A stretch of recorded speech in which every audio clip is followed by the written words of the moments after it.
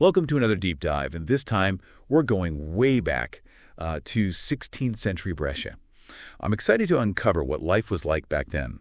A city full of art, groundbreaking art, and maybe even some echoes of modern concerns. We'll be diving into a fascinating new exhibit called Il Rinascimento a Brescia, which focuses on the artists Moretto, Romanino, and Savoldo between the years 1512 and 1552. Yeah, it's really special, this exhibit. It doesn't just, show off some Renaissance art. It uses the art as a lens to understand the people, the anxieties, and the culture of Brescia at that time. I like that. And those three artists at the heart of it all, Moretto, Romanino, and Savoldo, Yeah. I think their work will really bring this whole era to life for us today. Absolutely. Plus, the exhibit uses a real person from that time to frame its narrative.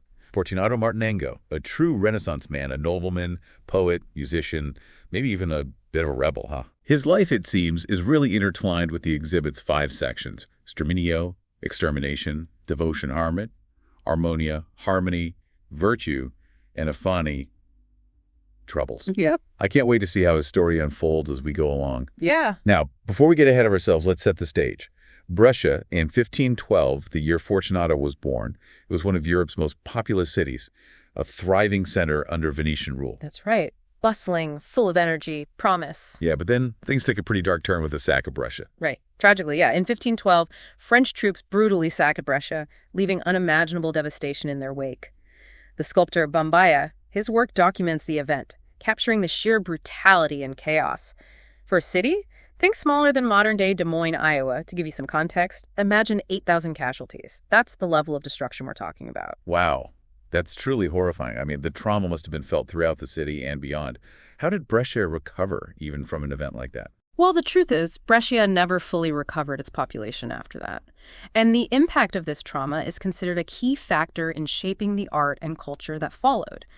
The exhibit actually argues that the Sack of Brescia triggered a new climate, a shift in thinking, a search for solace, meaning. That makes sense. I mean, if I were living in that time, I think I would turn to faith for comfort after experiencing something like that. Yeah. Is that what we see reflected in this devotion section? Absolutely. After experiencing such trauma, people craved a sense of security, divine intervention. And the devotion section highlights the rise of lay confraternities, groups dedicated to a more intimate form of spirituality, emphasizing prayer, personal connection with faith. Okay, so it was less about the grandeur of the church and more about finding individual strength. Yeah. Through faith. Exactly. What a powerful image. And one of the most powerful pieces in this section is Moretto's Stendardo dei Disciplini. It's a processional banner depicting the Virgin Mary extending her protective cloak over a group of devout individuals.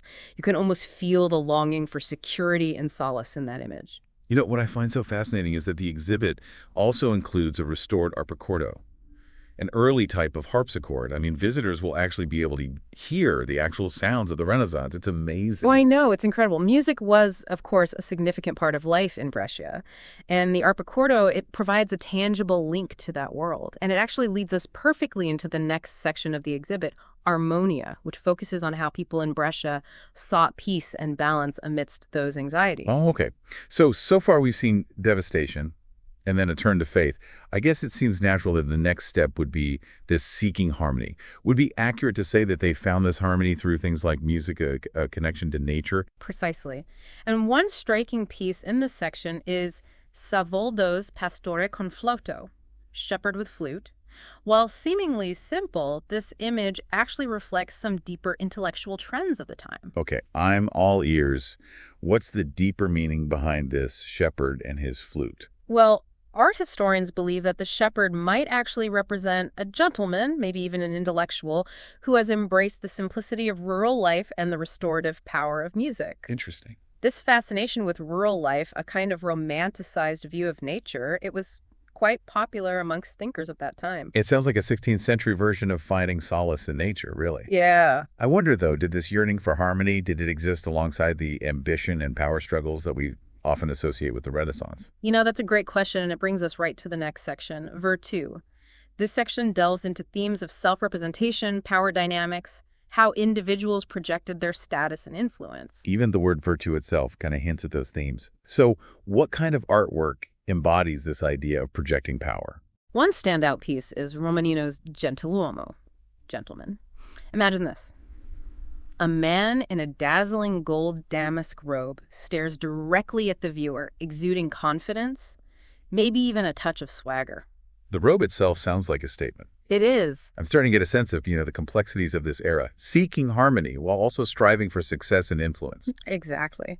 And speaking of fascinating individuals, this is a good place to circle back to Fortunato Martinengo. Remember, his portrait by Moretto is a central piece in the exhibit. Right. And he's depicted with a melancholy gaze, almost as if contemplating the complexities of life in that era. It sounds like Fortunato's story is deeply interwoven with the exhibit's themes. Before we dive into his life, can you tell us a little bit more about, what makes this exhibit so unique? It seems to go beyond just showcasing beautiful objects. What's really captivating about this exhibit is how it transports you to 16th century Brescia. It's not just about looking at art, it's about stepping into the world from which it emerged, experiencing those anxieties, those hopes, those complexities of that time. Wow. It sounds like a truly immersive experience. I'm eager to see how Fortunato's story unfolds within this context. Now, I understand there's a bit of an art world mystery surrounding this Virtu section, something about a lost tapestry. You're right. The exhibit will feature a tapestry depicting Mars, Venus, and Cupid, designed by Romanino himself. But what makes this tapestry so special is that it was considered lost since 1924. Wait, so they found it. Where has it been hiding all this time? It was recently rediscovered, believe it or not, in a private collection in Amsterdam. Quite a coup for the exhibit. It's incredible how art history is always evolving, with new discoveries and lost treasures resurfacing. This just adds another layer of intrigue to our deep dive. It does. So we've covered devastation, the turn of faith, the pursuit of harmony, and the display of power and ambition. What lies ahead in this final section of Fani? Fani translates to troubles or anxieties. This section delves into the lingering anxieties that continued to haunt Brescia, even as they sought harmony and displayed their achievements. But before we dive into those anxieties, let's finally unravel the story of our enigmatic guide, Fortunato Martinengo. Yes, I'm ready to hear more about this Renaissance man. He was a poet, a musician, the founder of the Accademia dei Dubbiosi, which translates to the Academy of the Doubtful. What can you tell us about his life and how it reflected the spirit of his time? Fortunato was a man of many talents and interests, but what makes him particularly intriguing is his connection to potentially heretical movements of the time. Remember, this was an era of intense religious debate and upheaval following Martin Luther's challenge to the church. So Fortunato might have been pushing the boundaries, challenging the status quo. Yes. It seems he truly embodied the spirit of questioning and exploration that we often associate with the Renaissance. Exactly. And his story, it reminds us that the Renaissance wasn't just about beautiful art, grand achievements. It was also about intellectual curiosity, challenging conventions, grappling with anxieties, uncertainties. This deep dive is already painting such a vivid picture of Brescia in the 16th century. Before we move on to Fortunato's story and those lingering anxieties, I'm curious to learn more about the individual styles of our three master artists, Moretto, Romanino, and Savoldo. How do their approaches differ? And did their unique styles reflect the tumultuous times they lived in? That's a fantastic question. And I think exploring their individual styles will provide even deeper insights into the art and culture of Brescia during this fascinating period. Great. I'm excited to unpack their individual styles and learn more about what makes their work so captivating. Let's start with Savoldo, the eldest of our three masters. He was deeply influenced by the Venetian school of painting, known for its vibrant colors and mastery of light. Vanessa. It makes sense that a city like Brescia, under Venetian rule, would be influenced by its artistic trends. What sets Savoldo apart within the Venetian style? Well, Savoldo's work has a poetic quality, a certain mystique that draws you in. He masterfully uses light and shadow to create a sense of depth and atmosphere, and his compositions often have a unique, almost challenging feel. Interesting. So we have Savoldo, the poetic master of light. What about Romanino? How does his style contrast with Savoldo's? If Savoldo represents a refined, poetic sensibility, Romanino brings a raw, rebellious energy to the canvas. He was known for depicting everyday life, even scenes of the common people, with a vibrancy and immediacy that really booked artistic conventions of the time. Oh, wow. It's fascinating how their styles reflect these different aspects of Brescia's cultural landscape. While Savoldo captures a certain elegant sophistication, Romanino seems to be highlighting the energy and dynamism of the everyday people. Exactly. And as Romanino's career progressed, his work became even more expressive. less concerned with the polished, idealized style that was popular at the time. You can almost feel his rebellious spirit coming through in his later works. It sounds like Romanino was truly a man of his time, embracing the energy and upheaval of the era and channeling it into his art. Now, we can't forget about Moretto, who was quite renowned even back then. What distinguished his style from the other two? Moretto was considered a master of Lombard naturalism, which emphasized a realistic portrayal of the world. He was praised by the art historian Giorgio Vasari for his delicate use of color and meticulous technique. So while Romanino embraced a more expressive, raw energy, and Savoldo a poetic mystique, Moretto focused on capturing the world as he saw it, in all its detail and realism. Precisely. And considering he was working in a city still grappling with the aftermath of war and religious turmoil, there's a certain resilience in Moretto's dedication to capturing beauty and detail amidst such chaos. It makes you wonder if his focus on realism was a way of grounding himself and his viewers in a world that felt increasingly uncertain. That's a great insight. And this brings us back to that final section of the exhibit, Afani, which delves into those lingering anxieties of the time. We've talked about the trauma of the Sack of Brescia, but what other anxieties were at play? Well, you mentioned earlier that Fortunato Martinengo was interested in potentially heretical movements. This was, after all, the era of the Reformation, when Martin Luther's ideas were shaking the foundations of the church. Did this religious upheaval create a sense of anxiety in Brescia? Absolutely. The Reformation sparked intense debates about faith, authority, and the role of the church. This created a climate of uncertainty and fear for many, especially in a city like Brescia, which was deeply Catholic. So you have the trauma of the sack, the religious upheaval of the Reformation, and of course the political realities of living under Venetian rule. It paints a complex picture of life in Brescia, this pursuit of harmony and beauty amidst so much uncertainty. And that's what makes this exhibit so compelling. It doesn't shy away from the shadows, the anxieties that existed alongside the beauty and artistic achievements. It gives us a more nuanced, more human understanding of the Renaissance. It reminds us that history isn't just a collection of dates and events. It's about people grappling with real challenges and finding ways to make sense of their world. Speaking of those anxieties, I'm eager to hear more about Fortunato Martinengo, especially his connection to those potentially heretical movements. It seems he was walking a dangerous path, challenging both religious and societal norms. He was indeed, and his story provides a fascinating window into the intellectual and spiritual ferment of the time.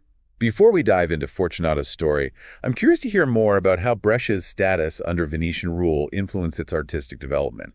Did Venetian patronage play a role in the careers of Moretto, Romanino, and Savoldo? Venetian influence on Brescian art was significant, but it wasn't just about patronage.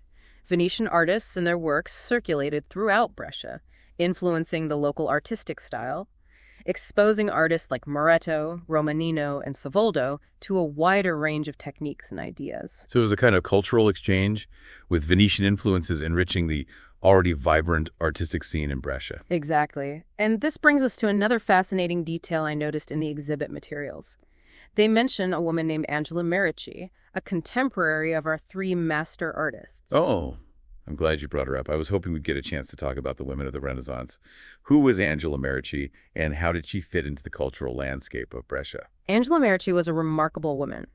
In 1535, she founded the Company of St. Ursula, a religious order for women. She was known for her piety, her commitment to education for girls, and her belief in the power of women to make a difference in the world. Wow. That's incredible. In an era when women's roles were often limited, she was a true trailblazer.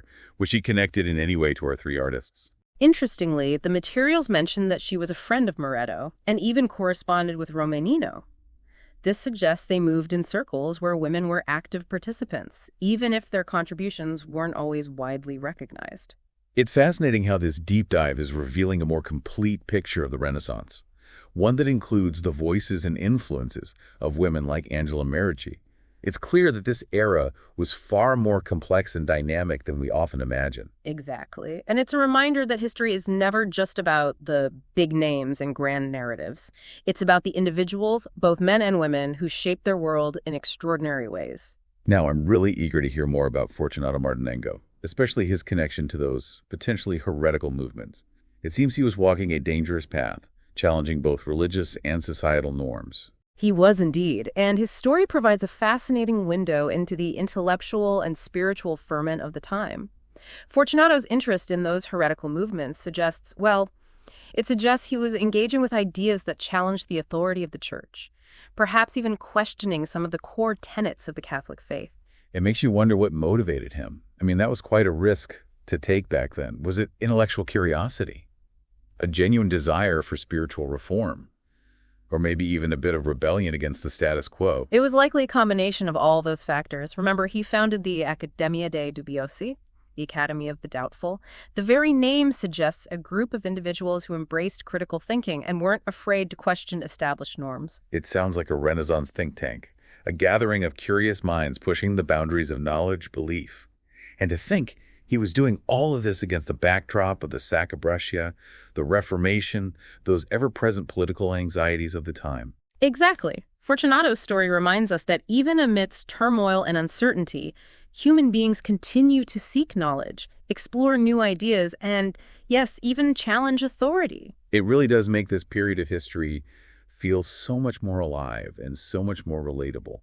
We often think of the Renaissance as this grand, sweeping movement, but it was ultimately shaped by individuals like Fortunato who dared to think differently. You're absolutely right, and that's what makes this exhibit so special. It's not just about showcasing these masterpieces, it's about using those masterpieces to understand the complexities of that historical moment and the lives of the people who lived through it. Speaking of experiencing this historical moment, the exhibit includes some fascinating suggested walking tours. It seems visitors can actually walk in the footsteps of Moretto, Romanino, and Savoldo. Yes. And one of the most intriguing stops is the Sala del Dam, the ladies' room in a palace once owned by the Martinengo family. A ladies' room in a palace? I'm intrigued. Tell me more. This room is in the Palazzo Martinengo della Fabbrica, one of Brescia's most opulent palaces, and it's completely frescoed by Moretto. Wow. So we're not just talking about a painting or two here. We're talking about an entire room enveloped in his art. What do these frescoes depict? They portray elegant women, lush foliage, even hidden symbolism. It's like stepping into a Renaissance garden party. I love the idea of hidden symbolism. What kind of secrets are woven into these frescoes? Well, a lot of the details point to themes of love, marriage, fertility. For example, jasmine flowers, which symbolize grace and purity, and cornucopias representing abundance. Oh, and what about that small dog we see in one of the frescoes? I noticed that in the materials. What's its symbolic meaning? Well, in Renaissance art, dogs often represent fidelity, specifically marital fidelity, and it reminds us that these images weren't just about aesthetics. They conveyed messages, they reinforced social values. It's incredible how much meaning is packed into these seemingly simple details. It's like these artworks are telling entire stories without words. Exactly. And that's the beauty of this exhibit. It invites you to look beyond the surface, to delve into the symbolism, the anxieties, the hopes that shaped the art of this era. I feel like we've not just learned a lot about Brescia and its Renaissance masters, but we've also time traveled. We've walked the streets of Brescia, we've heard the music of the Arpicordo, we've even gotten a glimpse into the soul of Fortunato Martinengo. He truly embodies the spirit of the Brescian Renaissance, the resilience, the creativity, and the willingness to question and explore. He does. And as you mentioned, this deep dive has been a journey through time. But the true discovery begins when you take this knowledge and explore further. That's right. So, for you listening, we leave you with this.